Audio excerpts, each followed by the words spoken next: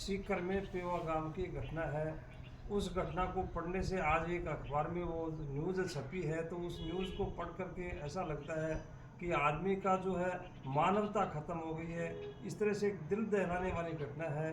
उसमें बताया गया है कि एक पत्नी अपने पति को ख़त्म कर देती है। किस तरह से ख़त्म करती है कि जिनका जो है जन्म जन्मांतर का जो संबंध है, विवाह पे जो बस जो एक दूसरे से बचपन वचन लेते हैं, तो उनको सबको समाप्त करके और जो है एक दूसरे से जो है विदा हो जाते हैं। पत्नी अपने पति को ख़त्म कर देती है। पत्नी के लिए पति परमेश्वर हुआ करता है, तो उसमें बताया गया है तो उसको ख़त्म कर देती है।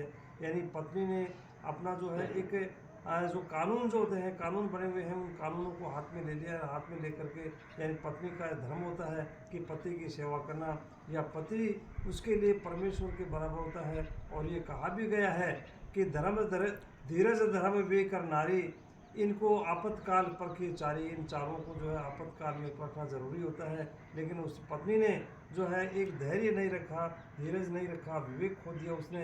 कहते हैं कि विनाशकालीन विपरीत बुद्धि, जब आदमी का विनाश आता है तो बुद्धि फिर जाती है।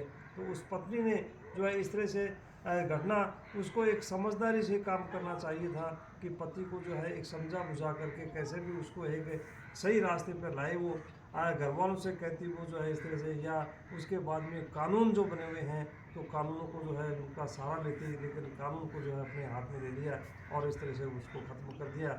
और अब जो है उसके कानून के जाल में फंस गई और पकड़ी गई।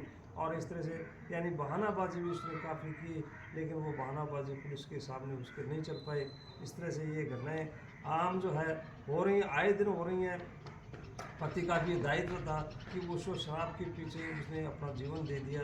तो शराब के पीछे आज अपन देखते हैं कि बहुत सारे जो नौजवानों में शराब की आदतें बनी हुई हैं, घर में विरोध बढ़ रहा है और लड़ाई झगड़े हो रहे हैं। इस तरह से शराब की जो आदत को हमेशा हमेशा के लिए छोड़ देना चाहिए।